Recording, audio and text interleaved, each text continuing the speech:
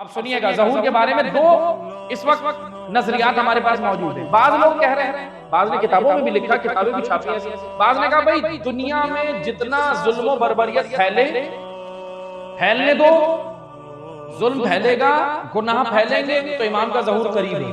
دوسرا کانسیپٹ یہ ہے کہ نہیں، سب جب اچھے ہو جائیں گے، با تقوی بہترین جب امام آئیں گے۔ دو نظریات ہیں، میں دونوں نظریات کے درمیان میں سے ایک درمیانی راستہ آپ کو بتا رہا ہوں جو حقیقتاً روایات سے۔ ایک یہ کہ جتنا ظلم و بربریت پھیلے، جتنا کچھ بھی ہو، آپ کچھ نہیں بولو، آپ امر بالمعروف نہی عن المنکر نہیں کرو، آپ کے پڑوس میں جو ہوتا رہے، آپ کی گلی میں، آپ کے ملک میں جو ہوتا رہے، کچھ نہیں کرو، کیونکہ اگر آپ نے اچھائی کو عام کیا تو امام کا ظہور رک جائے گا۔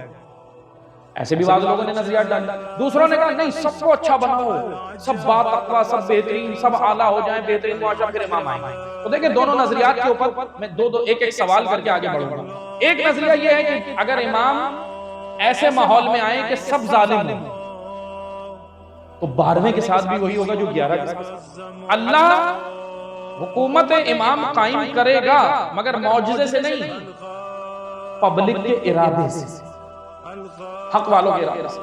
مولا علی بھی اقتدار میں جب آئے جب پبلک گھر پہ آئے۔ نہج البلاغہ پڑھیں جا، امام نے کہا تم میرے پاس آئے ہو اور میں حکومت دو ہی چیزوں پہ کروں گا، ایک اللہ کی کتاب، دوسرا رسول کی سنت، باقی حکمرانوں کی سیرت پہ نہیں چاہیے۔ بھائی اگر یہ والا نظریہ ہم درست مان لیں کہ سب خراب ہو جائیں، سب خراب ہو جائیں، سب گناہگار ہو جائیں، پھر امام آئیں گے، تو امام کی نصرت کے لیے کون ہوگا؟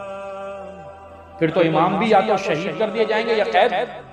ایسا ہی ہے نا، جو 11 کے ساتھ ہوا وہی ہوگا نا۔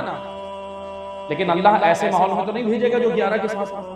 اب اللہ نے بار بار ذخیرہ بچایا۔ اب دوسرا کانسیپٹ یہ ہے، دوسرا نظریہ یہ ہے کہ سب بہترین ہو جائیں پھر امام آئیں گے۔ اگر سب بہترین ہو جائیں تو پھر امام کے آنے کی ضرورت نہیں ہے، پھر قیامت آئے گی۔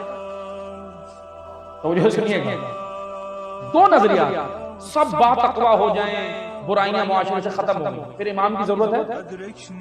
یہ زمین پہ امام کی ضرورت ہے؟ پھر تو بس دیٹس آل، مسئلہ حل ہو گیا نا، پھر تو قیامت محشر۔ اور اگر سب برے ہو جائیں تو امام کی نصرت کے لیے کوئی تیار نہیں ہے، تو پھر امام مظلوم اکیلے تنہا ہو جائے گا۔ اب سنیں، ان دونوں کے درمیان میں ظہور کے لیے، میں آسان زبان میں سمجھا رہا ہوں جوانوں کو، ظہور کے لیے کانسیپٹ یہ ہے کہ جب دو لشکر برابر کے طاقتور ہوں، حق کا لشکر بھی 50%، باطل بھی 50%، اللہ 12ویں کو بھیجے گا اور اللہ کے اذن سے حق غالب آ جائے گا۔ یعنی ایسا نہیں ہے کہ دونوں، کیونکہ ظہور فائنل راؤنڈ یعنی آخری معرکہ۔ اور آپ مجھے بتائیں عقل کیا کہتے ہیں؟ فائنل کے اندر دو برابر کے لوگ اترتے ہیں یا ایک کمزور ایک پہلوان؟ نہیں۔